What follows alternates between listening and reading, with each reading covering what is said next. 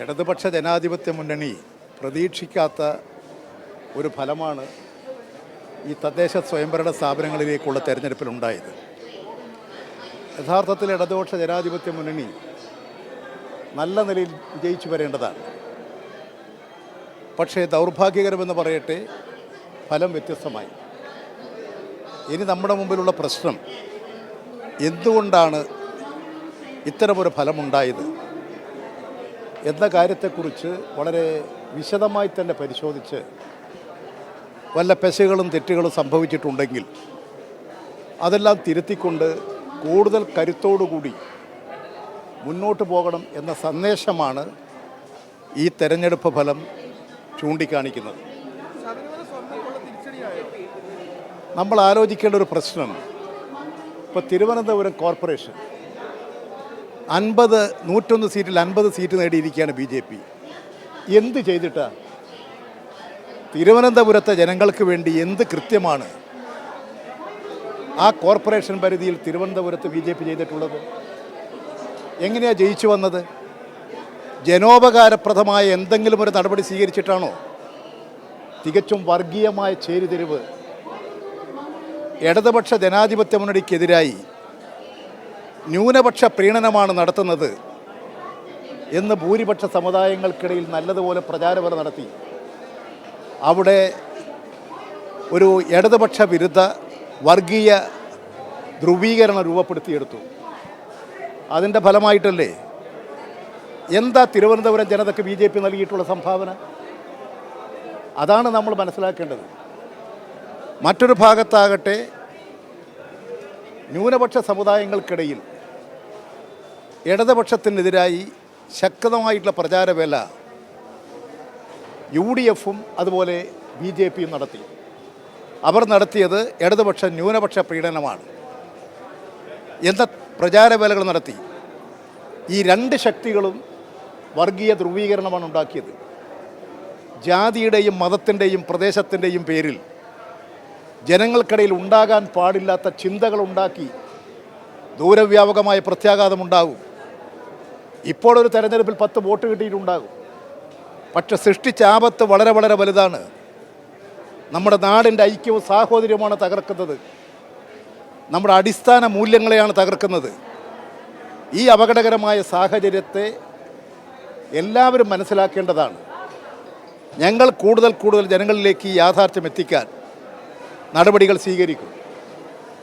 കേരളത്തിൽ ഇതുപോലെ ജനോപകാരപ്രദമായൊരു ഭരണം ഇന്ത്യയിൽ ഏതെങ്കിലും ഒരു സംസ്ഥാനത്തുണ്ടായിട്ടുണ്ടോ?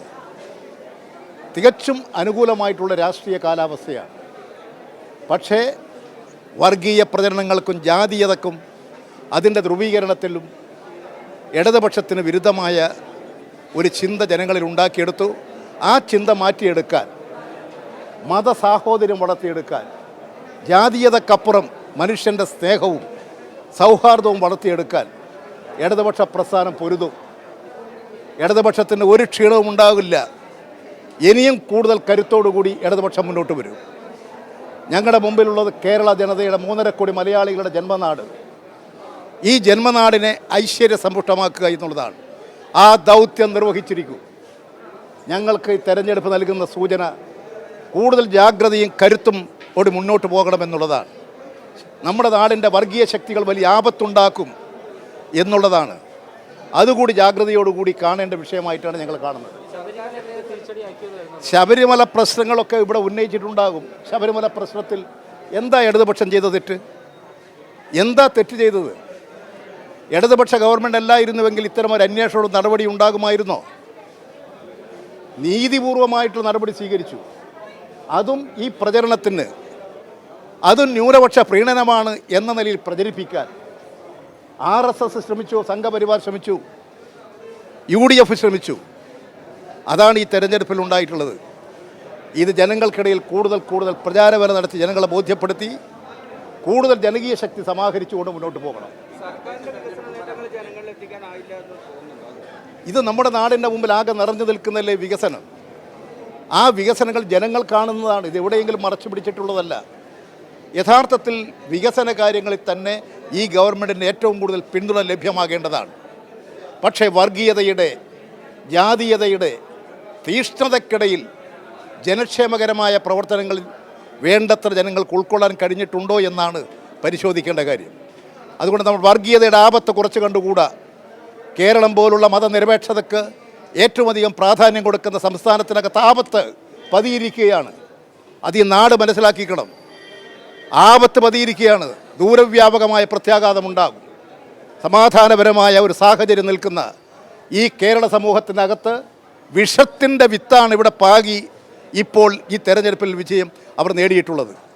ഞങ്ങൾക്ക് രാജ്യത്തിൻ്റെതാണ് പ്രശ്നം, നാടിലെ ജനങ്ങളുടേതാണ് ഞങ്ങളുടെ പ്രശ്നം. അതുകൊണ്ട് തന്നെ ജനങ്ങളുടെ ഐക്യം കാത്തു സൂക്ഷിക്കാൻ, ജനങ്ങളെ ഒന്നിപ്പിച്ച് നിർത്താനുള്ള എല്ലാ നടപടികളുമായിട്ട് മുന്നോട്ട് പോകും. എം മണി തന്നെ ആ പറഞ്ഞതിൽ പെശകുണ്ടായിരുന്നു, ഞാനത് തിരുത്തുന്നു എന്ന് പറഞ്ഞു കഴിഞ്ഞാൽ അത് തീർന്നില്ലേ? രാഹുൽ മാക്കൂട്ടത്തിൻ്റെ വിഷയമല്ലല്ലോ ഇവിടെ.